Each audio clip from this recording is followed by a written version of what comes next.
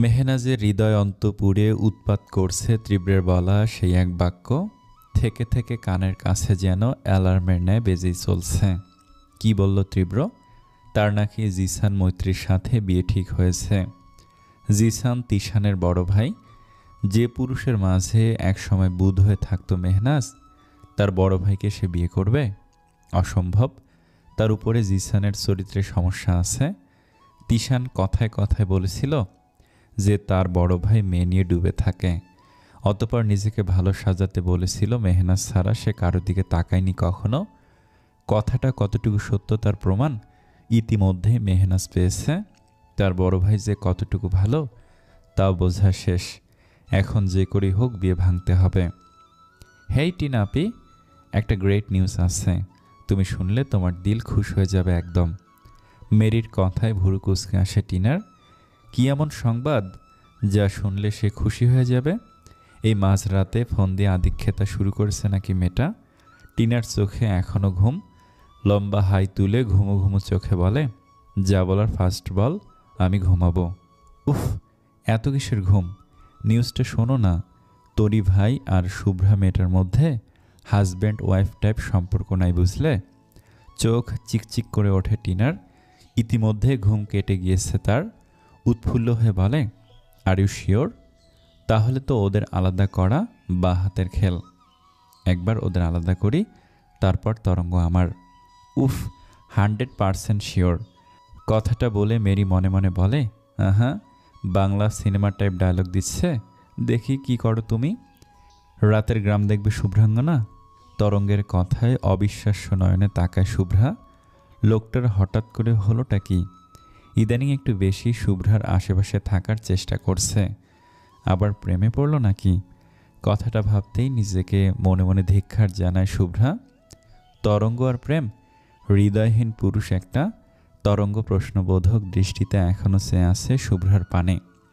শুভ্রা ধীর কণ্ঠে বলে, কেউ দেখাতে চাইলে নিষেধ করব না। প্রশস্ত হাসে তরঙ্গ। সে জানত শুভ্রা কখনোই নিষেধ করবে না। গ্রামের রাত, চারিদিকে ঝিঝি পোকার ডাক, জোনাকি পোকার ঈষৎ হলুদালাপ আলো, খোলা আকাশ, আকাশ ভর্তি তারার মেলা। শহরে বসে আকাশে তারা দেখা যায় না তেমন। আজকের আকাশটা অসম্ভব সুন্দর। পূর্ণিমা বোধহয়, অথবা পূর্ণিমার পরের দিন। আকাশে স্পষ্ট মেঘ দেখা যাচ্ছে। এত সুন্দর কেন? বুক ভরে স্নিগ্ধ বাতাস অনুভব করছে শুভ্রা। আজ অনুর মৃত্যুর 4র্থ দিন। আর কয়েকটা দিন থাকবে তারা, তারপর আবার 40 দিনের দিন আসবে। তাই তরঙ্গ ভাবল শুভ্রাকে একটু রাতের গ্রাম দেখানো যাক। হাঁটতে হাঁটতে একটা নদীর পাড়ে এসেছে তারা। শুভ্রার চোখ খুশিতে চিকচিক করে ওঠে। তরঙ্গের পানে চেয়ে বলে, আমি একটু পানিতে পা ভিজাবো, দয়া করে মানা করবেন না তরঙ্গ সাহেব। কথাটা বলেই তরঙ্গের উত্তরের অপেক্ষা না করে সামনে দৌড় দেয় শুভ্রা। তরঙ্গ ভুরু কুঁচকে কিছুক্ষণ তা দেখে। মনে মনে বলে, এই মেয়ে এত বাচ্চা আগে কে জানতো? সারাদিন এত গম্ভীর থাকার চেষ্টা করে, অথচ আসলে একটা পিচ্চি বাবু। হা হা হা। পানিতে পা ভিজিয়ে বসে আছে শুভ্রা। তরঙ্গ নিঃশব্দে গিয়ে তার পাশে বসে। এত আনন্দ তার সহ্য হচ্ছে না। তাই শুভ্রাকে খানিকটা বিরক্ত করার জন্য বলে ওঠে, কার যেন 2 মাস পর বোর্ড এক্সাম। সে তো বিয়ে করে পড়ালেখা আকাশে উঠিয়েছে। আহা, আজকালকার মেয়েগুলো কেমন পড়াচোর। আমাদের সময় আমরা কোমরে গামছা বেঁধে দিনরাত পড়ালেখা করেছি, আর এরা। শুভ্রা বেশ বুঝতে পেরেছে তরঙ্গ তাকে খোঁচাচ্ছে। চোখ ছোট ছোট করে বলে, আপনি এত বাচাল কবে হলেন? বাড়ি ফিরে যাই একবার, পড়ালেখা কিভাবে না করে থাকো আমিও দেখব। শুভ্রা বুঝতে পারে তার আনন্দ তরঙ্গের সহ্য হচ্ছে না, তাই আদা জল খেয়ে তার পিছনে পড়েছে। দীর্ঘশ্বাস ফেলে মনে মনে বলে ওঠে, আশ্চর্য, এই লোকের হলোটা কি? মৃদুমন্দ হাওয়া বয়ে যাচ্ছে চারিপাশে। অন্তরিক্ষে রাজত্ব করছে রূপালী চাঁদ। তাকে পাহারা দিচ্ছে হাজারো তারা। এমন অপূর্ব রজনীতে নদী তীরে বসে পানিতে পা ভিজিয়ে চোখ বন্ধ করে আছে শুভ্রা। পাশে তরঙ্গ। ইদানিং তার শুভ্রার সাথে সময় কাটাতে ভালো লাগে ভীষণ। তরঙ্গ আনমনে গেয়ে ওঠে, চাঁদনি রাইতে নদীর ওপারে আকাশ থাইকা নামলো পড়ি, আমার চোখে চলে ঘোর গাড়ি। আমি ভাবলাম নদীর এপারে, ঘুমের ঘরে দেখি তারে, ছবির মতো ডাকে আমারে। দেখাও কত রঙিন ছবি, ছবির আশায় হারাইলাম সবই, দয়াল বানাও কত মায়ার ছবি, ছবির নেশায় ছাড়লাম সবই, গান ঘোর গাড়ি। এই পর্যন্ত গেয়ে থেমে যায় তরঙ্গ। শুভ্রা মুগ্ধ দৃষ্টিতে তার পানি চেয়ে আছে, চোখ বড় বড় হয়ে যায় তার। কি করছিল সে? গান গেয়ে যাচ্ছিল। তার হলোটা কি? এই মেয়েটা তার ক্যাকটাসের ন্যায় কণ্টক হৃদয়ে ফুল ফোটাতে সক্ষম হলো বুঝি। ইস, তরঙ্গ তাসির খান কিনা শেষমেশ প্রেমে পড়লই। বিছানায় বসে এক হাত গালে দিয়ে অপর হাতের নখ কামড়াচ্ছে মেরি। সে শুধু ভাবছে সে টিনাকে কেন শুভ্রা তরঙ্গের মাঝে বাধা সৃষ্টি করার জন্য উৎসাহিত করছে। নিজে নিজে বিড়বিড় করে বলে, আমি কেন ওই টিনাকে তরি ভাই আর শুভ্রার কেমিস্ট্রিতে রোধক হতে কেন হেল্প করছি? এতে আমার কোনো লাভ আছে? বাই এনি চান্স শুভ্রার বদলে ওই ভাঙা টিন যদি আমার ভাবি হয়, তবে আমি তো জীবনে ওই বাড়িতে আমার না হওয়া জামাই নিয়ে গিয়ে শান্তি পাবো না। ওই চিপকা আটা আমার না হওয়া জামাইকে যদি টার্গেট বানায়, উফ, তাহলে তো আমি চির দুঃখিনী হয়ে যাব। ধ্যাৎ, ভাল লাগে না। অতঃপর নিজের মাথায় নিজে চাটি মেরে বলে, এই ভাবনাটা আগে আসেনি কেন তোর মাথায়? বলত মেয়ে, দূর, এখন এই উটকো ঝামেলাটাকে সরানোর ব্যবস্থা কর। স্রোতস্বিনী খোলা জানালার পাশে বসে বাইরের আকাশ দেখছে। জানালা দিয়ে আসা মৃদুমন্দ বাতাসে তার চুলগুলো দোল খাচ্ছে। সে ভাবছে অনুর কথা। ইস, মেয়েটা কতটা কষ্ট পেয়ে মারা গেল।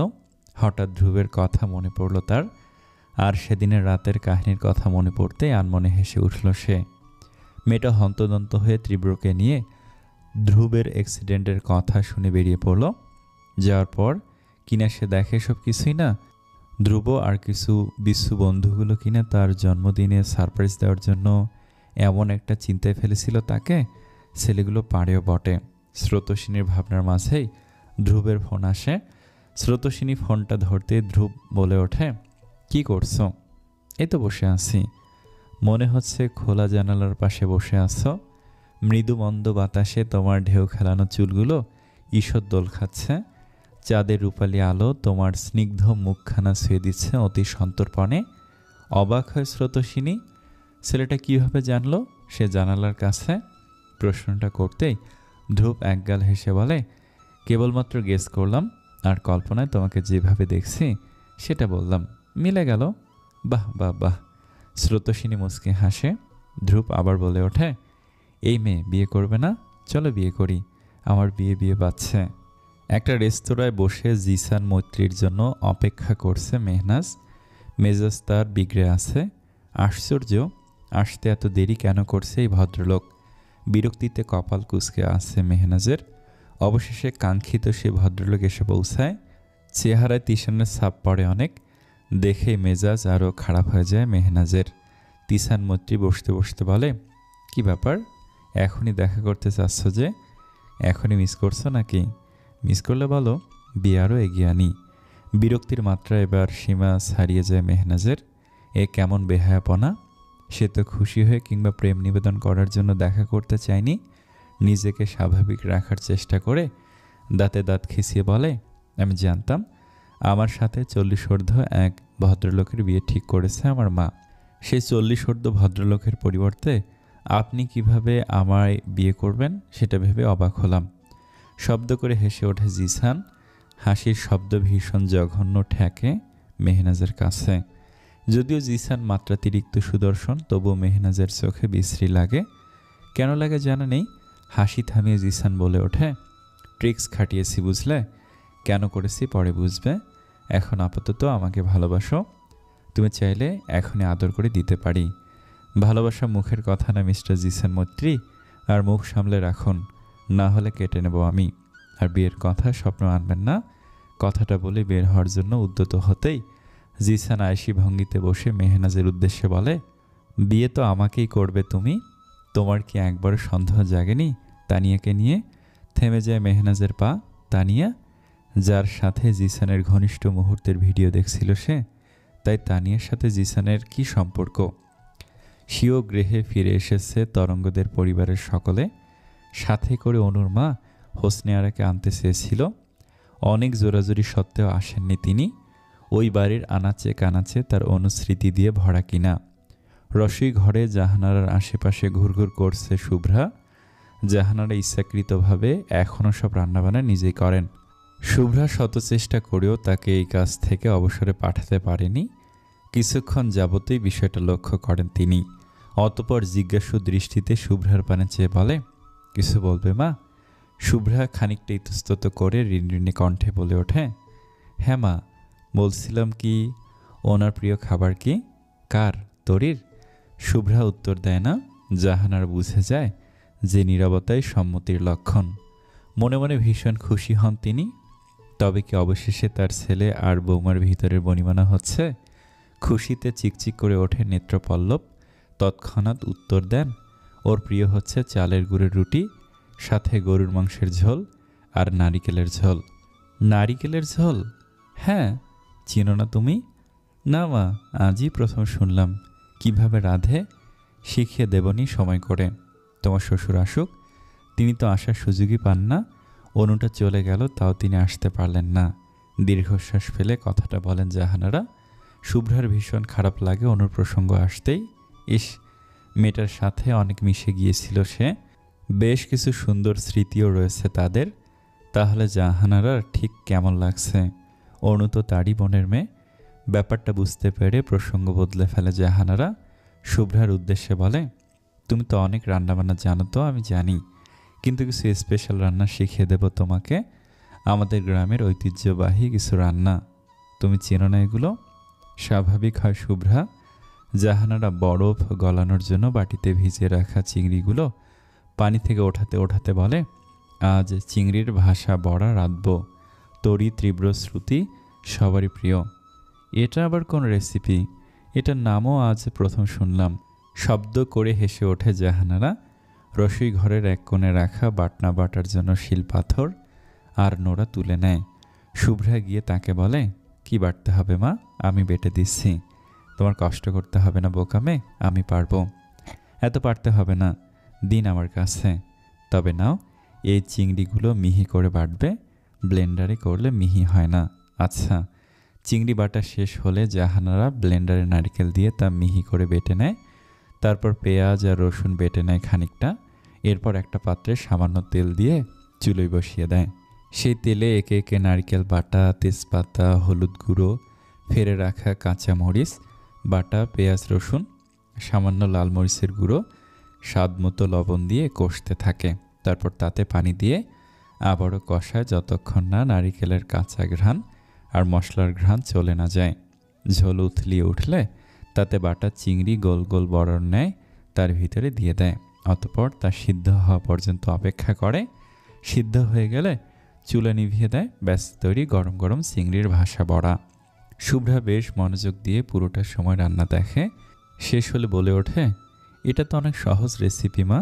কান ধরে মুখ গোমরা করে তরঙ্গের পানে চেয়ে আছে শুভ্রা। সন্ধ্যার পর পড়তে না বসায় তার এই শাস্তি।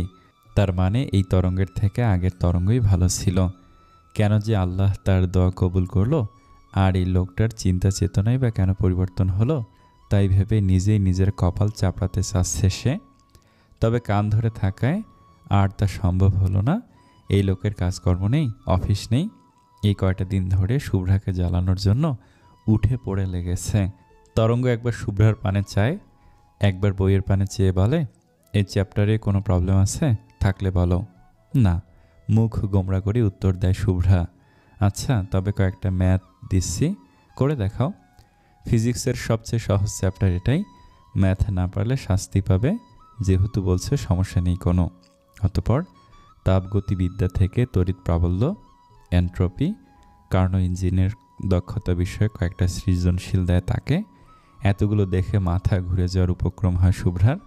মানেটা কি? এখন তাকে এতগুলো প্রশ্ন সলভ করতে হবে? আমাকে বিয়ে করবেন মিস্টার তীব্র, প্লিজ? রাতে হঠাৎ মেহনাজ ফোন করে কথাটা বলতেই চমকে ওঠে তীব্র। মানে কি বলছে এসব মেহনাজ? মাথা ঠিক আছে নাকি পাগল হয়ে গেছে? তীব্র বলে ওঠে, তুমি এখন কই মেহু? কিছু খাওয়াইনি তো কেউ? সাথে কে আছে? ঠিকানা দাও, কালকে দেখা করেন, কিছু বলবো।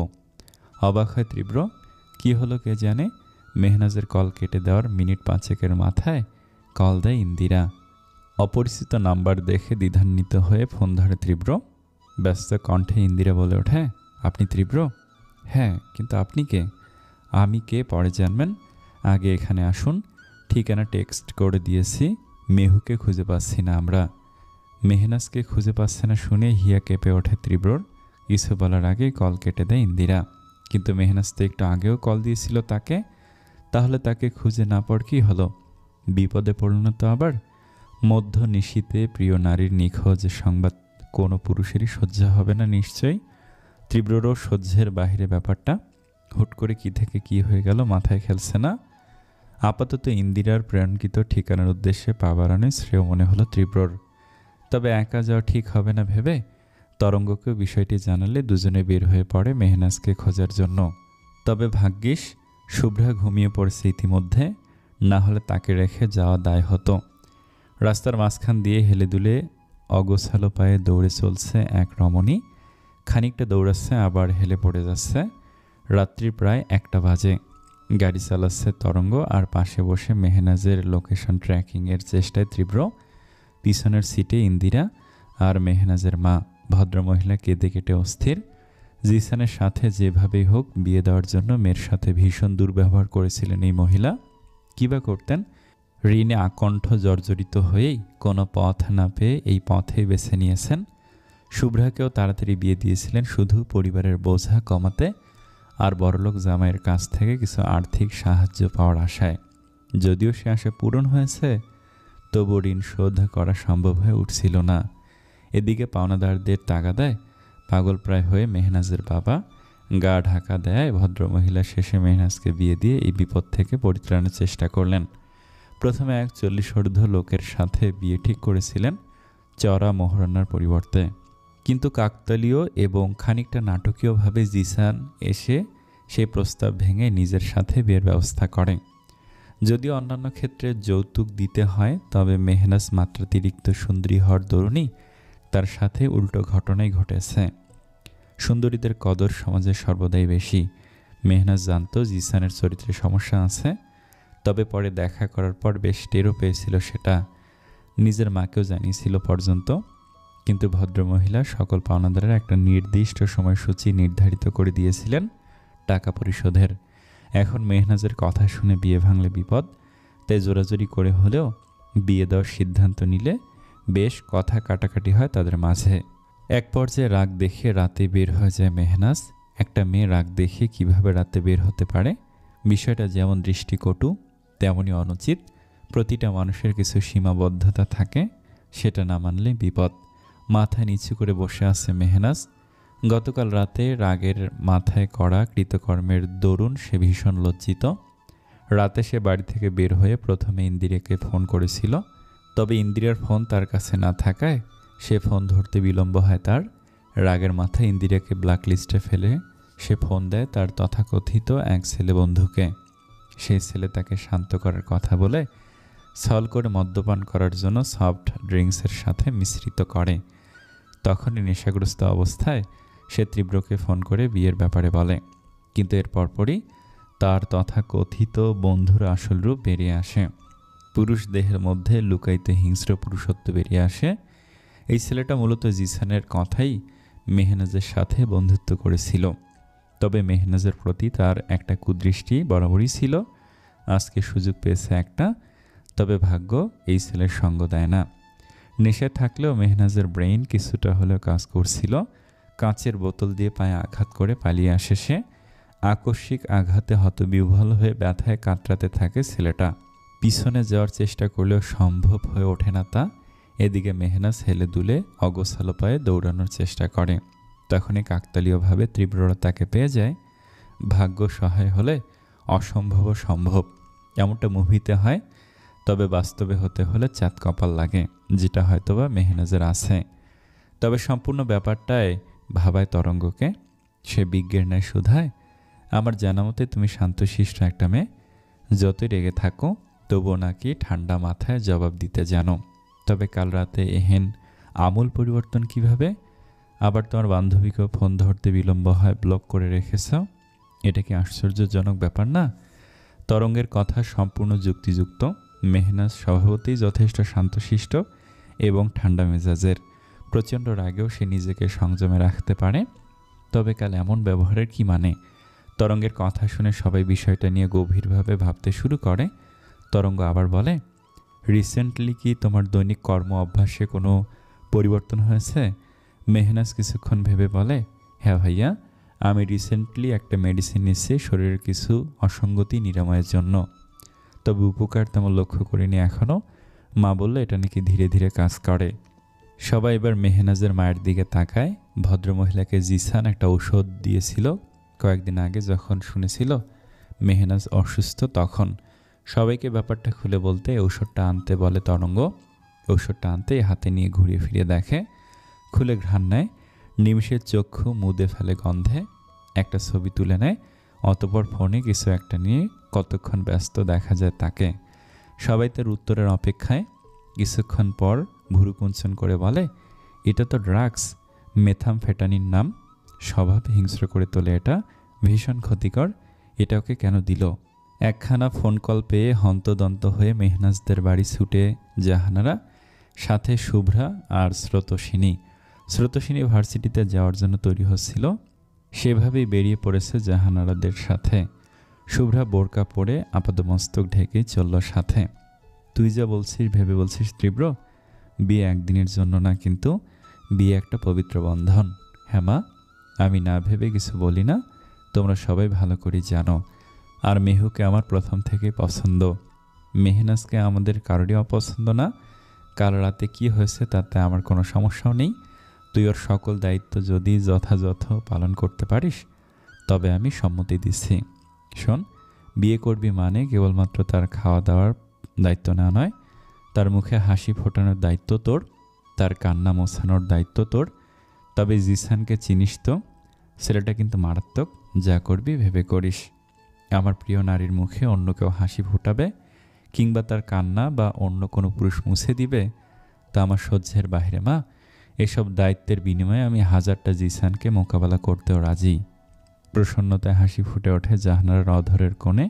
মুঠো ফোনটা বের করে কাউকে একটা কল দিতে দিতে বলে, দাঁড়া, তোর বাবাকে জানিয়ে নিচ্ছে আগে।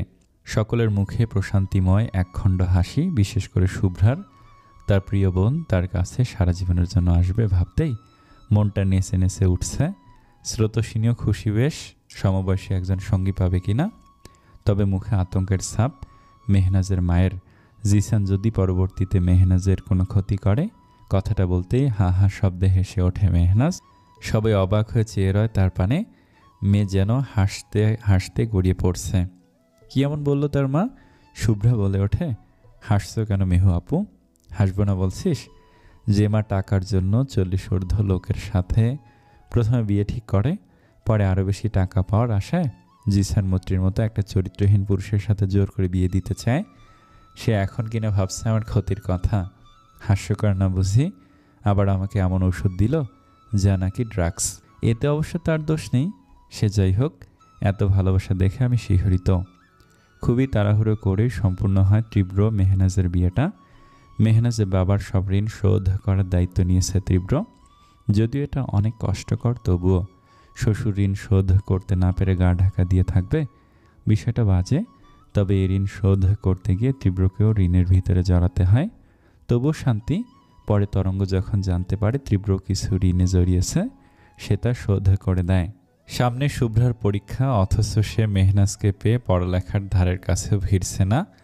সকালে উঠে নামাজ পড়ে সংসারের কাজে হাত লাগায়। অবসরে মেহনাজ আর স্রোতস্বিনীর সাথে আড্ডা দেয়। বিষয়টা চোখ এড়ায় না তরঙ্গের।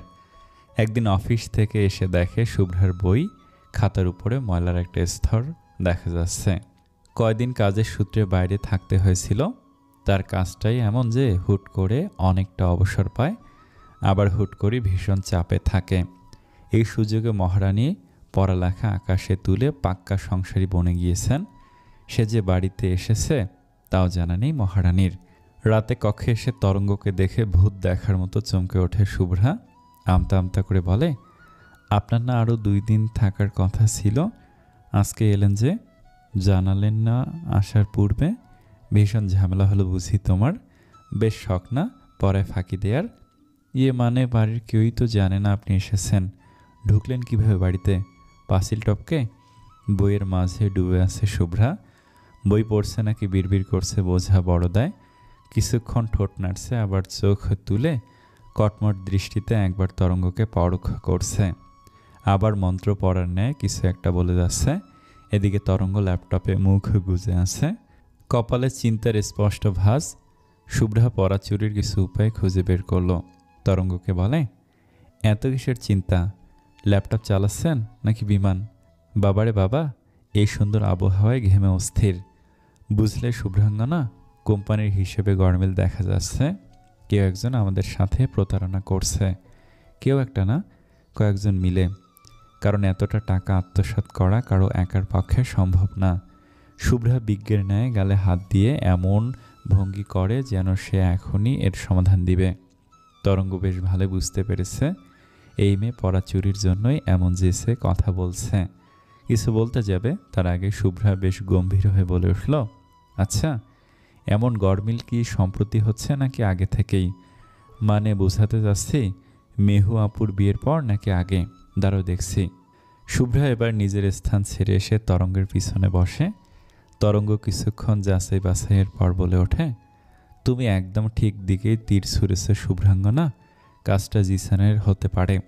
এমনকি ওর বাবার সাথে গত বছর একটা প্রজেক্ট নিয়ে একটু ঝামেলা হয়। পরবর্তীতে ভদ্রলোক আমাদের শত্রু বনে যায়। এখন একটু খুঁজে বের করুন তো কাজটা মূলত কাদের। তা খুঁজে বের করব, কিন্তু এই পাজি মেয়ে তুমি পড়া দিচ্ছ না কেন? ধ্যাৎ, ভালো লাগে না আর। লাগুক বা না লাগুক, তোমাকে উচ্চ শিক্ষিতা হতে হবে। কি নিয়ে পড়ার ইচ্ছে ভবিষ্যতে? শুভ্রা মিনমিন কণ্ঠে বলে, সংসার। জোরে বলো, শুনতে পাইনি। মানে সাইকোলজি। বিড়বিড় করে বলে, জামাই সাইকোলজি। কি এত বিড়বিড় করো? পাগলের ডাক্তার হবে নাকি? পাগল হবে পাগলের ডাক্তার। পারফেক্ট। জি, একদম ঠিক ধরেছেন। আপনি এত বুদ্ধিমান কিভাবে? আমি তো পাগলেরই চিকিৎসা করব। দীর্ঘশ্বাস ফেলে মনে মনে বলে, আপনাকে বোঝা তো ফিজিক্সের থেকেও কঠিন তরঙ্গ সাহেব। ইদানিং শিশিরের আচরণে কিছু অদ্ভুত পরিবর্তন লক্ষ্য করা যাচ্ছে। কদিন আগেই 16তে পা দিয়েছে। এই বয়সটা আবেগে টইটুম্বুর থাকে, এটা সবারই জানা। বিয়ের পর মেহনাজ যখন নিজের বাড়িতে অতিথি রূপে এলো, তখন দেখলো সব কিছুই অগোছালো। যে মেয়ে এই বাড়িরই একজন ছিল, সে এখন ক্ষণিকের অতিথি। মেয়েদের জীবনটা অদ্ভুত না? মেহনাজের বাবা ফিরে এসেছেন। মেহনাজ ভেবেছিল কথাই বলবে না আর, কিন্তু পরে যখন কিছু বিশ্বস্ত মাধ্যমে জানতে পারল তার বাবা মূলত কিডনি বিক্রির জন্য এতদিন চেষ্টা চালিয়েছেন, টাকার জন্য মানুষের ঘরে ঘরে উদ্ভ্রান্তের ন্যায় ঘুরেছেন, তখন আর সে রাগ করে থাকতে পারল না। ভাগ্যিস তীব্র এসেছিল তার জীবনে, নয়তো তার পরিবারটার কি হতো। নিজের কক্ষে উপুড় হয়ে শুয়ে একাকী কিছু একটা ভাবছে। নিজ মনে মুচকি হেসে যাচ্ছে শিশির। মেহনাজ ধীর পায়ে কক্ষে প্রবেশ করে খাটের এক কিনারে বসে। এতটাই মগ্ন যে মেহনাজ যে ঘরে এসেছে তা টেরও পায়নি শিশির। মেহনাজ আলতো স্বরে ডেকে ওঠে, শিশির। শিশির হঠাৎ আটকে ওঠে। এই মুহূর্তে সে মেহনাজকে তার কক্ষে আশা করেনি। বিষয়টা বুঝতে পেরে খানিকটা খারাপ লাগা কাজ করে মেহনাজের মনে। কদিনের মধ্যেই তাকে এতটা পর করে ফেলল সবাই, এমনকি শিশিরও। শিশির অধরে কৃত্রিম হাসি ঝুলিয়ে বলে, কিছু কইবা আপু? কিছু ভাবছিলি? শিশিরের উপস্থিত বুদ্ধি অনেক বেশি, তৎক্ষণাৎ কাহিনী বানিয়ে ফেলতে পারে সে। তাই কিছুটা হেসে বলে, অন্তিক ভাইয়ের কথা ভাবছিলাম বুঝলা, তার টি শার্টগুলো জোস না? মেহনাজ আলগোছে নিজের দীর্ঘশ্বাস গোপন করে ফেলে। তার বোন কথা লুকাচ্ছে সেটা তার ভালোই বোঝা হয়ে গেছে। তবু শিশিরের কথায় তাল মিলিয়ে বলে, তোর কোনটা ভালো লেগেছে, ব্ল্যাক নাকি রেড? শিশির এবার আগ্রহ পায় কথায়। উঠে আসন পেতে বসে চোখ বড় বড় করে বেশ আগ্রহী ভঙ্গিতে বলে, কালাটা জ্যোৎস্না। জানো, তার কমিক্সগুলো কেনার অনেক শখ আমার, টাকা হলে কিনুম। মেহনাজ এবার উঠে গিয়ে টেবিলের উপর থেকে একটা ব্যাগ এনে শিশিরের সামনে রাখে। সে ঢোকার সময় রেখেছিল, কিন্তু শিশির টেরি পায়নি। ব্যাগটা খুলে শিশির খুশিতে লাফিয়ে ওঠে। সারা কক্ষে ধিতাং ধিতাং করে নাচের ভঙ্গিতে লাফাতে থাকে। ব্যাগে মূলত অন্তিক মাহমুদের সম্প্রতি লঞ্চ করা ডিজাইনের টি শার্ট আর কয়েকটা কমিক্স ছিল। মেহনাজ বেশ ভালোই জানে শিশির অন্তিক মাহমুদের অনেক বড় ভক্ত। শিশির মিনিট 10 মতো চিংড়ির ন্যায় লম্পঝম্প করার পর বলে ওঠে, কবে অর্ডার দিছিলা? গত বছর নাকি? অনেকটা তেমনই। চেয়েছিলাম তোর জন্মদিনে উপহার স্বরূপ দিব, কিন্তু সে গুড়ে বালি আসলো এতটা দেরিতে। ব্যাপার না, বড় বড় মানুষকে একটু এমন ছোটোখাটো ব্যাপারে হইয়াই থাকে। চিল চিল করি, লাইফ প্যারাহীন। একখানা আকাশরঙা শাড়ি পরে চুল অযত্নে হাত খোপা বেঁধে নদীর তীরে বসে আছে স্রোতস্বিনী। অনেক দিন ধ্রুবের সাথে দেখা হয়নি। সাহেব এখন কর্তা বনে গেছেন কিনা, চাকরি পেয়েছে, এখন যোগ্যতা প্রমাণের চেষ্টায় সে। সামনে ঈদ দেখে আজ ছুটি পেয়েছে, আর প্রিয় নারীর সাথে দেখা করবে না তা কি কখনো হয়? ধ্রুব এসে দেখল স্রোতস্বিনী নদীর দিকে মুখ করে বিষণ্ণ চিত্তে মৃদু ঢেউ দেখে যাচ্ছে। বেশ বাতাস এখানে, রৌদ্রের ঝাঁজ নেই। কুরবানি ঈদের আগের এই সময়টায় আবহাওয়া সুন্দর থাকে, কেমন গুমট গুমট, যেন এক্ষণে আকাশ ভেঙে বৃষ্টি নামবে। কদিন আগে একটা ঘূর্ণিঝড় গেল, তারই প্রভাব মনে হচ্ছে ধ্রুবর। সে এসেই স্রোতস্বিনীর খোপা খুলে দেয়, সাথে সাথে লম্বা চুলগুলো কোমর ছাড়িয়ে নিজেদের সৌন্দর্য প্রকাশে ব্যস্ত হয়ে ওঠে। স্রোতস্বিনী মাথা ঘুরিয়ে চেয়ে দেখে তার প্রিয় পুরুষ তার সম্মুখেই, কিন্তু কিছু বলে না। অভিমান করছে বোধহয়। ধ্রুব আলগোছে পাশে বসে। সে জানে তার স্রোত এখন কোনো কথাই বলবে না, তাই নিজেই বলে, যার সৌন্দর্য মুক্তিতে তাকে বেঁধে রেখে শাস্তি কেন দিচ্ছ? স্রোতস্বিনী এবার ধ্রুবের পানে চায়। ছেলেটার চেহারা নষ্ট হয়ে গিয়েছে, তার অক্লান্ত পরিশ্রমের চিহ্ন ইতিমধ্যেই চোখের নিচে দেখা যাচ্ছে। চুলগুলো আগের থেকে বেশ পরিপাটি, পোশাক পরিচ্ছেদে পরিপাট্য। ছেলেটা নিজেকে বেশ গুছিয়ে নিয়েছে। দায়িত্বশীল পুরুষ সত্যিই সুন্দর। ধ্রুব বেশ কথার প্যাঁচ শিখেছে স্রোতস্বিনীর কাছে থেকে বুঝতে পেরে। স্রোত বলে, অতিরিক্ত মুক্তি বেপরোয়া করে তোলে। ধ্রুব মুচকি হাসে। আসলে অতিরিক্ত মুক্তি বেপরোয়া করেই তোলে, হোক সে মানুষ কিংবা নারীর চুল। এই যে মুক্তি পেয়ে বাতাসের তালে উড়ে বেড়াচ্ছে, খুচরো চুলগুলো কপালে এসে বারবার পড়ে স্রোতস্বিনীকে বিরক্ত করছে। ধ্রুব হাত বাড়িয়ে চুলগুলো কানের পিছনে গুঁজে দেয়। উঠে গিয়ে কয়েকটা ঘাসফুল তুলে এনে তার কানে গুঁজে দেয়। মুগ্ধ নয়নে চেয়ে বলে, আমার চাঁদের কানে ফুল। চাঁদের নিজস্ব আলো হয় না, সে অন্যের আলোতে আলোকিত। তোমার আলো কেবলই আমি, অমানিসাও আমি। স্রোতস্বিনী লাজুক হাসে। হুট করে তার কিছু কথা মনে পড়ে যায়। শুভ্রা তাকে কয়েকটা বই দিয়েছিল পড়ার জন্য। শুভ্রা মেয়েটার যত অজুহাত একাডেমিক বইয়ের ক্ষেত্রেই। শুভ্রার সেই বইয়ে পড়েছিল এসব বিয়ে বহির্ভূত প্রেম ভালোবাসা কতটা বিষাক্ত। হুট করে সে বলে ওঠে, বিয়ে কবে করছো?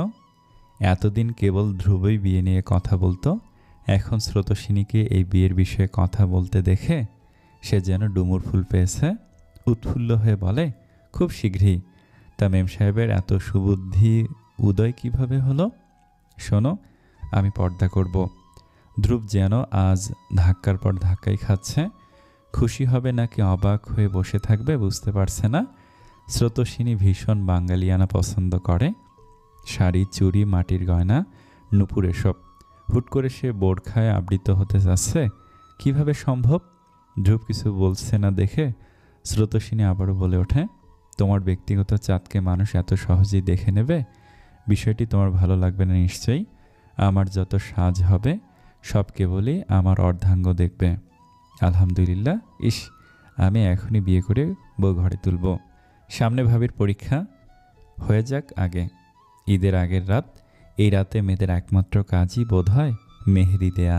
ছাদে একটা ছোটোখাটো আয়োজন করতে চেয়েছিল তীব্র, তবে তাদের বর্তমান অবস্থা দেখে শুভ্রা, মেহনাজ কিংবা স্রোত কেউ রাজি হয়নি। তবে যেহেতু মেহনাজের প্রথম ঈদ, সেহেতু ব্যাপারটায় খারাপ লাগে তীব্রর। এবার তেমন কিছু কিনেও দিতে পারেনি। এতে তার থেকেও বেশি খারাপ লাগা কাজ করে মেহনাজের মনে, কারণ তার জন্য এখন টানাটানিতেই সংসার। স্রোতস্বিনী খুব সুন্দর মেহেদি দিতে পারে দেখে পাড়ার অনেক মেয়েই এই রাতে তার কাছে মেহেদি পড়তে আসে। এবার বাড়িতে দুটো বউ এসেছে দেখে অনেকেই দ্বিধাদ্বন্দ্বে পড়ে আসেনি, তবুও কম বয়সী মেয়েগুলো আসা বন্ধ করেনি। ঈদের আগের রাত এ কারণেই তার ভীষণ প্রিয়। একটা ছোটোখাটো মিলন উৎসব। শুভ্র বসেছে মেহনাজের কাছে মেহেদি পড়তে। খুব সুন্দর করে দিতে পারে মেহনাজও। এক হাতে তাই মেহনাজ পরিয়ে দিয়েছে, অপর হাতে স্রোতস্বিনী। 3 রমণীতে মিলে এতটাই মেতেছে যে তাদেরকে দুটো পুরুষ আর এক নারী যে স্নিগ্ধ চক্ষে অবলোকন করছে তা খেয়ালই নেই তাদের। রাত 12টার দিকে তারা 3 রমণীতে মিলে চেপে ধরেছে জাহানারাকে। প্রথমে মেহেদি পড়তে অস্বীকৃতি জানালেও পরে আর না দিয়ে থাকতেই পারেনি। এত ভালোবাসা কেই বা হাতছাড়া করতে চায়। খুশিতে চোখ চিকচিক করে ওঠে ভদ্রমহিলার। আহা, তার ঘর যেন চাঁদের হাট বসেছে। প্রতিবার 3 ছেলে মেয়ে বন্ধু বান্ধব নিয়ে ছাদে আড্ডা দেয়, আর তিনি সবার জন্য রান্না করেন। এবার সবই ভিন্ন, 2টো চাঁদ এনেছেন কিনা ঘরে। জাহানারাকে মেহেদি দিয়ে দেওয়ার ভূত চাপে মূলত শুভ্রার মাথায়। এই অতি সুন্দর দৃশ্য চোখ এড়ায় না তরঙ্গ তীব্রের। তীব্র তার ক্যামেরাটা এনে অতি সন্তর্পণে ক্যামেরাবন্দি করে নেয় এই অতি অকৃত্রিম মুহূর্তগুলো। ঈদের দিন ফজরে উঠে নামাজ সেরে তরঙ্গের জন্য একটা পাঞ্জাবি পছন্দ করে নিজ হাতে তা ইস্ত্রি করে শুভ্রা। তরঙ্গ পড়ে পড়ে ঘুমাচ্ছে। পাঞ্জাবিটা রেখে একটা সুন্দর সুগন্ধি টুপি ঘড়ি বাছাইয়ের কাজে লেগে পড়ে সে। অতঃপর চলে যায় গোসলে। গোসল করে বের হয়ে তরঙ্গকে ডেকে সে যায় সাংসারিক কাজে। তরঙ্গ উঠে সব গোছগাছ পেয়ে এক অন্যরকম অনুভূতির সাথে পরিচিত হয়। সব কিছুতেই কারো অতি যত্নের ছাপ সে যেন স্পষ্ট দেখতে পাচ্ছে। পাঞ্জাবিতে হাত বুলিয়ে সে একবার শুভ্রাকে কল্পনা করে। নিজেই নিজের কার্যে মুচকি হেসে বলে, তরঙ্গ সাহেব শেষে ভালোবাসলেনি। শুভ্রাঙ্গনা ক্যাকটাসে ফুল ফোটাতে সক্ষম। ঈদের দিন, মিলনের দিন। সুদীর্ঘ সময় পর স্বীয় স্বামীকে দেখে অষ্টাদশী কন্যার ন্যায় খুশিতে মেতে ওঠেন জাহানারা। মাহমুদ ইয়াসির খান বহুকাল পরিবার থেকে দূরে ছিলেন কিছু বিশেষ কর্মে। 2 ছেলে বিয়ে করে নিল, তাও বেচারা আসতে পারেননি। এতে পাড়ার মানুষও কম কথা বলেনি, তাতে কি আসা যায়। ছেলে মেয়ে স্ত্রীকে আবারও কাছে পেয়ে ভদ্রলোক খুশিতে কেঁদে দিলেন। সাথে 2টো আরও মেয়ে পেয়ে তার খুশিকে দেখে। এটাই তো ঈদ আনন্দ। এবারের ঈদ কখনোই ভুলবে না জাহানারা।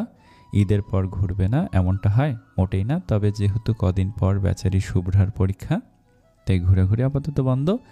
তাই তো গোটা পরিবার নিয়ে ছোটোখাটো একখানা বনভোজনের আয়োজন করে মাহমুদ। তার গোটা পরিবার সাথে শিশিররাও সবাই। তরঙ্গ গিয়েছে হোসনে আরাকে আনার জন্য। অনুর মৃত্যুর পর তার জীবন থেকে আনন্দ নামক বস্তু হারিয়ে গেছে।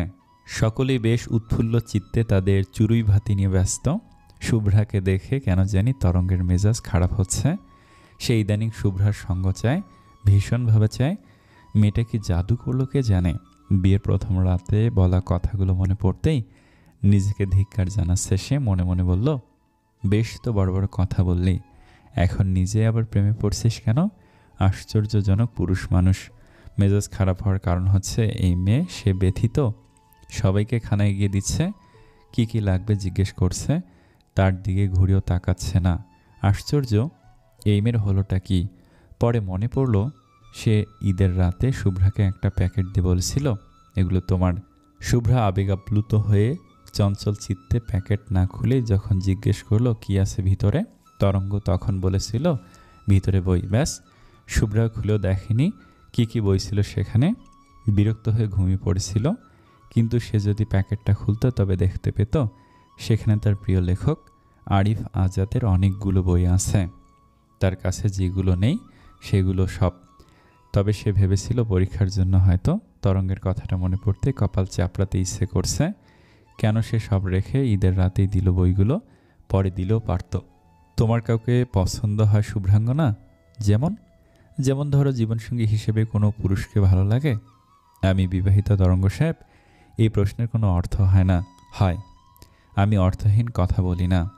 আমি চাই না আমি চলে যাওয়ার পর তুমি বিষণ্ণ থাকো, যেমনটা অনু চলে যাওয়ার পর খালা আছেন। আপনি চলে যাবেন মানে কি বলতে চান? বাদ দাও সে কথা। অনুর কথা ভীষণ মনে পড়ছে। আজকে একটা সত্য কথা তোমাকে জানাতে চাই। অনুর প্রসঙ্গ তোলার পর থেকে শুভ্রার মুখে ভার। মেয়েটা কেন সবাইকে ছেড়ে চলে গেল? কেনই বা সুস্থ স্বাভাবিক জীবন কাটাতে পারল না আর 5টা মেয়ের মতো? কেন? শুভ্রা আগ্রহী হয়ে বিষণ্ণ মনে তরঙ্গের কথা শোনার জন্য অপেক্ষা করে। তরঙ্গ খানিক মৌন থেকে বলে, কয়েক বছর আগে একটা কারণবশত আমার 2টো কিডনি নষ্ট হয়ে যায়।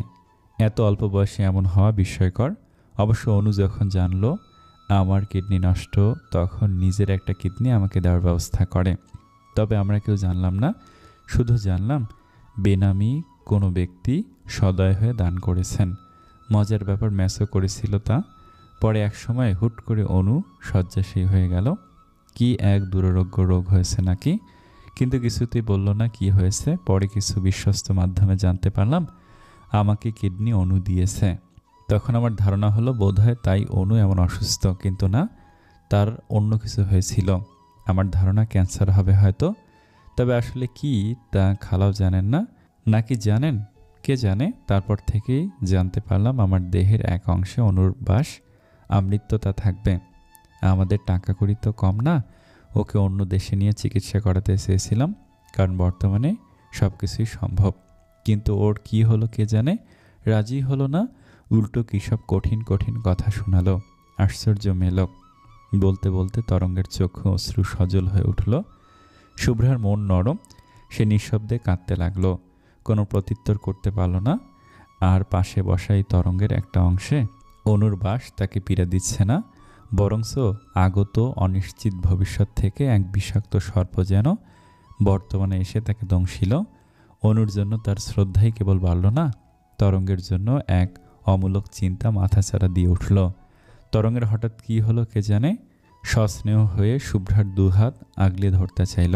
অতঃপর পরিবেশের ধারা পরিবর্তনের জন্য কৃত্রিম হেসে বলল, অনুটা ছিল এক পরাচর, আর রেখে গেল আরেক পরাচর আমার কাছে। এই আমি মোটেও পরাচর না তরঙ্গ সাহেব, আপনি মিথ্যা দোষ দিবেন না। পুরাতন কিছু বন্ধুদের সাথে বহুকাল পর সাক্ষাতের উদ্দেশ্যে তীব্র একটা রেস্টুরেন্টে এসেছে। বেশ পরিপাটি ফর্মাল ড্রেস আপ। সেই স্কুল জীবনের বন্ধুদের সাথে বহু বছর পর আবার মিলিত হয়ে তার আনন্দের আর সীমা রইল না। কাজের চাপে কে কার খোঁজ নেয়, আর কারই বা এত ফুসরত। সবাই নিজ জীবনে ব্যস্ত। তবে দীর্ঘদিন পর সবাই যখন ঠিক করলো যে এমনভাবে বন্ধুত্ব মাটি চাপা পড়ে থাকতে পারে না, সবাই একটা সময় বের করে দেখা করলো। তাই তার বন্ধু মহলের ভিতরে তারা কেবল দুজন বিবাহিত, বাকিরা অবিবাহিত এখনও। একসময় আড্ডা বেশ জমে উঠল। সেই ভার্সিটি লাইফে যেমন প্রাণবন্ত আড্ডা দিত, তেমন এই বন্ধু মহল স্কুল লাইফ থেকে একসাথে এক পর্যায়ে স্বচ্ছ বলে উঠল, তীব্র একাই বিয়ে করলি, অথচ একটা শালি জুটি দিতে পারলি না মামা। ভালোই কিপটে বুঝলাম। দূর, শালি এখনও বাচ্চা, সবে টেনে পড়ে। দূর মামা, 10-12টা শালি দেখে বিয়ে করতে পারলি না, আবার দাও তো দিলি না, এ ভারী অন্যায়। হুট করে বিয়েটা করা। সে যাই বলো মামা, ভাবির কি বান্ধবীও নেই নাকি? একদিন একটু দেখা করালেও পারিস। কি যে শুরু করছিস তোরা? তোর তো বউ আছে, তুই কি বুঝবি আমাদের কষ্ট। এভাবেই পুরুষালী আড্ডা চলতে চলতে এক পর্যায়ে সবারই বিদায়ের সময় চলে আসলো। একে অপরের বিদায় দিয়ে তীব্র বের হওয়ার সময় এক অন্যরকম বেমানান একটা দৃশ্য দেখতে পেল। তারপর বাড়ি এসে রাতে মেহনাজকে বলল, শিশির হাতের বাইরে চলে যাওয়ার আগে তাকে আটকাও। দেখতে দেখতে পরীক্ষার সে আগের ঐতিহাসিক রাত্রি চলেই আসলো। শুভ্রা এতদিন ইচ্ছে মতো ফাঁকি দিয়েছে আর বলেছে টপাররা সারা বছর পরে আমার মতো ব্রিলিয়ান্ট আল্ট্রা লিজেন্ডরা আগের রাতে পড়ে ছক্কা হাঁকাবে। কিন্তু যখন ফাঁকিবাজি করতে করতে সেই কাঙ্ক্ষিত রাত চলেই আসলো, সেই মেয়ে চোখে এখন সর্ষে ফুল দেখে কেবলই। একটানা পড়েই যাচ্ছে, গগনে গর্জে মেঘ ঘন বর্ষা, ফেইল যেতে পারি নাহি ভরসা, রাশি রাশি ভাড়া ভাড়া, কে বানালো এত পড়া, পড়তে পড়তে লাগবে মরা, চোখে দেখি সরসা, কাঁদিতে কাঁদিতে চোখে নামলো বর্ষা, আমার জামাইটা কেন এত ফর্সা। এভাবে বিরামহীন উচ্চ স্বরে প্রলাপের ন্যায় বকে যাচ্ছে শুভ্রা। তরঙ্গ যে হাত ভাঁজ করে তার পিছনে দাঁড়ানো তা মেয়ে জানে না। সে তার মতো উল্টাপাল্টা পড়িয়ে যাচ্ছে। তরঙ্গ এসে আচ্ছা করে কান মলে বলে, কাল পরীক্ষা আর সে এখন চোখে সর্ষে দেখে। এগুলো কি পড়ছো হ্যাঁ? আউস ছাড়েন তরঙ্গ সাহেব, কান ছিঁড়ে যাবে। পরে আমি কিন্তু পরীক্ষায় অংশ নিব না। তরঙ্গ ছেড়ে দেয়। শুভ্রা এক হাতে কান ডলে নিচের দিকে তাকে বিড়বিড় করতে থাকে। তরঙ্গ এবার তার সম্মুখে বসে পড়ে। শুভ্রা মনে মনে ভাবে, এই লোকের কাজকর্ম কি নেই? অফিস বাদ দিয়ে তাকে তদারকি করা কি খুবই জরুরি? তবে মুখে বলে না। তরঙ্গ বইগুলো উল্টে পাল্টে কিছু দেখতে থাকে। শুভ্রা মিনমিনে কণ্ঠে বলে ওঠে, আমি রবীন্দ্রনাথের থেকে ভালো কবিতা বানাই না বলেন? তরঙ্গ দাঁত কিরমির করে চোখ ছোট করে তাকায় তার দিকে, দেখে শুভ্রার মুখটা পাঙ্গু হয়ে যায়। আবার কিছুক্ষণ পর বলে ওঠে, আপনি আমাকে এত পড়ান যে আপনার বিরক্ত লাগে না? আমি টিচার হতেই চেয়েছিলাম, তাই বিরক্তি আসে না। ভাগ্যিস হননি, আল্লাহ কত মাসুম বাচ্চার কপাল পোড়া থেকে বাঁচিয়েছেন, সবার শুকর করা উচিত। আর আমার কান্না। তরঙ্গ এবার চোখ গরম করে তাকায় শুভ্রার দিকে। শুভ্রা চোখ মুখ কুঁচকে একটা ভেংসি কেটে মনে মনে শিক্ষামন্ত্রীকে 100টা কথা শোনায়। তার কথা হচ্ছে ঈদের খুশি 1 মাস থাকা উচিত, আর এই মন্ত্রী কিনা সব খুশি চূর্ণ বিচূর্ণ করে ঈদের পরেই পরীক্ষাটা রাখলো। মাথায় কি ঘিলুটিলু কম নাকি? এই হিসেবটা মেলাতে পারে না শুভ্রা। তার ধারণা সে মন্ত্রী হলে দেশের সব বাচ্চা কাচ্চা বেঁচে যেত, তাকে কেন মন্ত্রী বানানো হলো না, এই আফসোসও হয় তার। কিন্তু কিছুক্ষণের ভিতরে সব রাগে সে জমা হয় তরঙ্গের বিরুদ্ধে। বিয়ে করেছে, সংসার করবে, তা না, এখন কিনা এই লোক তাকে পড়িয়ে মারছে। এসব আকাশ কুসুম ভাবনার মাঝেই তরঙ্গ বলে, সিরাজউদ্দৌলা পড়ে কি বুঝলে? এটাই যে ভালো মানুষ হলে তাড়াতাড়ি মরতে হয়। তরঙ্গ এবার ধমকে ওঠে। ধমকে শুভ্রার অন্তরাত্মা কেঁপে ওঠে। তরঙ্গ আবার বলে, মিরন সম্পর্কে কতটুকু জানো? এগুলো আসবে না পরীক্ষায়, অন্য প্রশ্ন আসবে। যা বলেছে উত্তর দাও। মিরন হলো এক লুচু, চরিত্রের সমস্যা ছিল। এই লোক লুৎফাকে বিয়ে করতে চেয়েছিল। ভাষারই কেমন অপব্যবহার। অতপর তরঙ্গ সিরাজউদ্দৌলা নাটক থেকে বেশ কিছু প্রশ্ন করে শুভ্রাকে। শুভ্রা হেয়ালিপনা করে উত্তর দেয় এসবের। আসতে পারে এমন কিছু প্রশ্ন করে তরঙ্গ। নাটক শেষ হলে উপন্যাস নিয়ে প্রশ্ন করা শুরু করবে তরঙ্গ। মজিদের চরিত্র বিশ্লেষণ করতে বললে বেচারি বেশ রেগে উত্তর দেয়, আস্তে একটা ফালতু লোক, দুনিয়াতে এত কিছু রেখে ধর্ম নিয়ে নাচানাচি তোকে কে করতে বলেছে বাপু? আবার লুচুও হাসুনির মায়ের ওপর নজর দিল। স্যাঁ, অন্যের বউ ছাড়ে না এই লোক, একেবারে জিসান মৈত্রী। আবার বাচ্চা এক মেয়ের বয়সী মেয়েকে বিয়ে করে কি একটা অবস্থা। আবার মন চায়, বুঝেছি, থামো এবার, রহিমা নিয়ে কিছু বলো। রহিমা হচ্ছে বোকা, ঘিলুহীন এক মহিলা, যে কবার পা টিপেছে স্বামীর, সে কবার পানা টিপে একবার আচ্ছা করে গলা টিপে দিলে বেশ হতো। আবার সতী নাড়ার জন্য নিজে অনুমতি দেয়। আমি হলে পা ভেঙে দিতাম, মুখে আগুন লাগিয়ে দিতাম। এত বেশি কথা বলো কিভাবে? মুখ ব্যথা হয় না? বিদ্রোহী সোনার তরী, তাহারই পরে মনে এগুলো হয়েছে?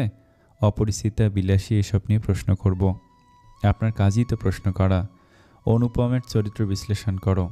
এগুলো কি আসে? আবার বাড়তি কথা। ভ্যা, অনুপম ছিল মাকাল ফল। আচ্ছা, মাকাল ফল কি খেতে মজা?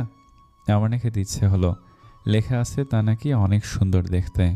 আশ্চর্য রকমের ইচ্ছে। মাকাল ফল মানে বাহ্যিক দৃষ্টিতে সুন্দর, কিন্তু মূলত গুণহীন ফাঁপা।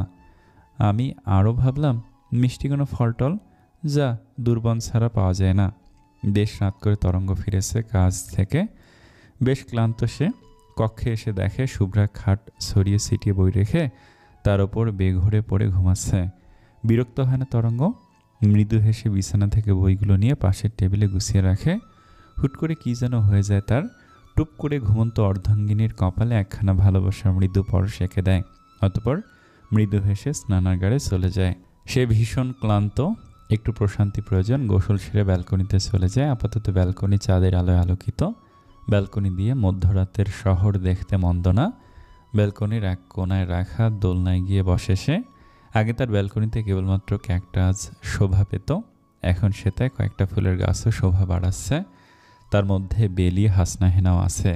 হাসনাহেনার ঘ্রাণে তরঙ্গের অন্তরাত্মা এক আলাদা প্রশান্তি অনুভব করে। কি স্নিগ্ধ, কি অকৃত্রিম সুভাষ। কখন যে তার পাশে এসে শুভ্রা দাঁড়িয়েছে টের পায়নি, এতটাই মোহগ্রস্ত হয়ে পড়েছিল সে। যখন দেখল শুভ্রা পাশে, তখন খানিকটা চমকে ওঠে, তবে তা প্রকাশ পায় না। কিছুটা শাসনের সুরে বলে, উঠলে কেন? ঘুমা যাও, পরশু ফিজিক্স এক্সাম তোমার, তাই না? রাখুন পরীক্ষা। এসে আমাকে ডাকেননি কেন? খেয়ে এসেছেন নাকি? না খেয়ে এসেছিলাম, আর ডাকার প্রয়োজন ছিল না, তাই ডাকিনি। যাও ঘুমিয়ে পড়ো। শুভ্রা মাথা নেড়ে চলে যেতেই তরঙ্গ আবার পিছু ডাকে। শুভ্রা দাঁড়ালে সে বলে, একটু সময় হবে তোমার? আমার একটু প্রশান্তি প্রয়োজন। শুভ্রা গুটি পায়ে এসে পাশে দাঁড়ায়, চুলগুলো এলোমেলো। সদ্য ঘুম থেকে উঠে আসার কারণে চোখ ফুলো ফুলো। তরঙ্গ একটু সরে গিয়ে সেখানে শুভ্রাকে বসতে বলে। শুভ্রা ভদ্রমেয়ের মতো গিয়ে বসে পড়ে। তরঙ্গ এবার আকাশের পানে চেয়ে বলে, জীবনে অনেক কিছু ঘটবে তোমার শুভ্রাঙ্গনা, নিজেকে শক্ত করে গড়ে তুলবে। আমি থাকি বা না থাকি, তোমাকে হতে হবে সূর্যের মতো। সূর্যের মতো বলতে নিজেই বুঝবে বোকামে। আর হ্যাঁ, চোখে দেখা সব কিছু সত্য নয়, দুনিয়া মিথ্যেতে ভরে গেছে, সাবধান, সব বিশ্বাস করবে না। এখন এসব বলার মানে বুঝতে পারছি না, খুব শীঘ্রই বুঝবে। আমিও দেখতে চাই তুমি আমাকে কতটুকু বিশ্বাস করো। ধুর, বাদ দিন সব কঠিন কথা। আচ্ছা। অতঃপর তরঙ্গ শুভ্রার মাথা নিজের বক্ষে চেপে এক হাতে জড়িয়ে ধরে। মৃদুমন্দ বাতাস, প্রিয় পুরুষের ভালোবাসাময় স্পর্শ, কাঁচা ঘুম থেকে উঠে আসা শুভ্রা, সব মিলিয়ে এক প্রশান্তির রাজ্যে তলিয়ে ঘুমিয়ে পড়ে। তরঙ্গ অতি যত্নে তাকে বক্ষে জড়িয়ে রেখে দীর্ঘশ্বাস ফেলে বলে, কেন তোমায় এতদিন কষ্ট দিলাম আমি, অথচ তুমি কিনা আমার প্রশান্তির উৎস। ভার্সিটি থেকে এসে কক্ষে এই অসময়ে তীব্রকে দেখে অবাক হয় মেহনাজ। অবাক হয়ে বলে, তোমার না কাজ ছিল জরুরি, যাওনি? গিয়েছিলাম, আগে ফ্রেশ হয়ে এসো, কিছু কথা আছে। মেহনাজ কাঁধ থেকে ব্যাগ রেখে ফ্রেশ হতে চলে যায়। তীব্র গিয়ে নিচে এক প্লেট ভাত আর তরকারি নিয়ে আসে। জাহানারা তা দেখে মুচকে হাসেন। মেহনাজ বের হলে তীব্র তাকে অতি যত্নে খাইয়ে দেয়। এটা প্রায়শই হয় তাদের। তীব্র ভীষণ যত্নে মেহনাজকে খাইয়ে দেয়, সুযোগ পেলে মাঝে মাঝে চুল বেঁধে দেয়। খাওয়ার ফাঁকে বলে, তোমাকে একটা কথা জানিয়ে রাখি। একটা গল্প বলি। হিমানি নামে একটা মেয়ের কয়েক বছর আগে 3টা খুনের অপরাধে ফাঁসি হয়েছিল। এই নিউজটা পড়েছিলে? হ্যাঁ, মারাত্মক সাহস মেয়ের। মেয়েটার ছোট বোন মানে সুহানিকে রেপ করে খুন করেছিল কয়েকজন। বোনের মৃত্যুর প্রতিশোধ নিয়েছে নিজ হাতেই। পুলিশ সুষ্ঠু বিচার না করায় এই কাজ করতে হয়েছিল তাকে। এমনকি হিমানির মা সুহানির মৃত্যুতে শোক সহ্য করতে না পেরে মারা যান। উনি আগে থেকে শয্যাশায়ী ছিল। একদম ঠিক করেছে, অমানুষ মেরেছে, মানুষ না। ইস, বেচারি হিমানি। হ্যাঁ, তবে কে কে খুন করেছে এই বিষয়টা জানতে তাকে সাহায্য করেছিল ইন্সপেক্টর তুষার মৈত্রী। মৈত্রী? হ্যাঁ মৈত্রী, এখানে মৈত্রী। তবে তুষার ভাইয়া বোঝেনি হিমানি খুন করেই ফেলবে। আর বড় কথা হলো, হিমানি আর তুষার ভাই কোনো এক সময় একে অপরকে ভালোবাসত। তবে কোনো এক কারণে একে অপরের ছেড়ে যায়। তারপর কি হলো আর কারণটা কি ছিল তা জানা নেই আমার। তবে এসব কথা তোলার কারণ হচ্ছে তুষার ভাইয়া জিসানের কাজিন। আর সবচেয়ে বড় কথা, হিমানির বোন সুহানির খুনের ন্যায় বিচার হয়নি কেবল জিসানের জন্য। সে খুনিদের আড়াল করেছিল। তবে তুষার জেনে যায়। এত কিছু নিউজে বলেনি, তুমি জানলে কিভাবে? আমি কয়েকদিন কথাটা অসমাপ্ত করার আগেই কক্ষে হন্তদন্ত পায়ে জাহানারার প্রবেশ ঘটে। জাহানারা কোনো মতে উচ্চারণ করে, তীব্র, পুলিশ এসেছে বাড়িতে, তোকে খুঁজছে। তীব্র অবাক হয় না, উঠে গিয়ে হাত ধুয়ে অবিচলিত পায়ে নিচে যায়। ইতিমধ্যে বাড়ির সবাই নিচে নেমে গেছে। তরঙ্গ আর মাহমুদ বাড়িতে নেই। পুলিশ তীব্রকে দেখেই বলে, Mister Tibro Yasir, yes, you are under arrest.